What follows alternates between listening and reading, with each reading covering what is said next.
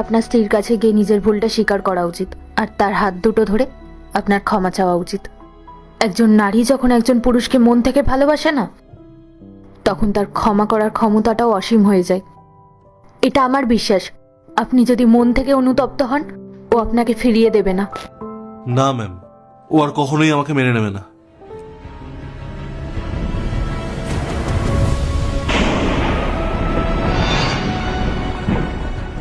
জানো ইন্দ্র, কাউকে যদি সত্যিকারে ভালোবাসা যায় না, তার ওপর সারা জীবন রাগ করে থাকা যায় না। পূজা, তুমি তুমি এই কোম্পানির মালিক? হ্যাঁ ইন্দ্র, আমি এই কোম্পানির ওনার। তুমি হয়তো ভাবছিলে আমি অন্য কারোর সাথে সুখে আছি। না ইন্দ্র, কিন্তু যে মন একবার কাউকে দিয়ে ফেলেছি, সেটা তো আর ফেরানো যায় না বলো।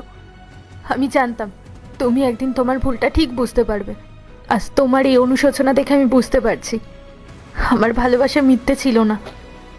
পূজা প্লিজ, তুমি আমাকে একবার ক্ষমা করে দাও। আমি জানি আমি ক্ষমার অযোগ্য। আমি যে অপরাধ তোমার সাথে করেছি তার কোনো ক্ষমা হয় না। আজ আমি সব হারিয়ে নিঃস্ব, কিন্তু আমার সব থেকে বড় অন্যায় জানো কি? তোমাকে হারানো। ইন্দ্র, শান্ত হও, এভাবে ভেঙে পড়ো না। আর তুমি এটা কি করে ভাবলে যে আমি তোমাকে শাস্তি দেব? আমি তো তোমাকে ঘৃণা করতে শিখিনি, আমি তোমাকে ভালোবেসেছি। আমি তোমাকে ক্ষমা করে দেব, কিন্তু আমার একটা শর্ত আছে। কি শর্ত পূজা? তুমি যা বলবে আমি সব করতে রাজি আছি। তুমি যদি চাও আমি তোমার অফিসে সারা জীবন পিয়ন হয়ে থাকবো, তাও আমি রাজি। তুমি শুধু বলো যে তুমি আমায় ক্ষমা করে দিয়েছো। তোমাকে আবার আমায় বিয়ে করতে হবে। হে, তুমি কি বলছো পূজা? আমি তোমায় ভালোবাসায় এত বড় অপমান করেছি, তারপরেও তুমি আমায় বিয়ে করতে চাইছো, তাও এই সামান্য পিয়নকে? হ্যাঁ ইন্দ্র, আমি তোমাকে বিয়ে করতে চাই, কারণ আমি তোমাকে আজও আগের মতো ভালোবাসি। ইন্দ্র, আমাদের ডিভোর্সের পর যখন আমি আমার বাড়িতে যাই, তখন আমার মা বাবা আমাকে অনেক মোটিভেট করেছিল।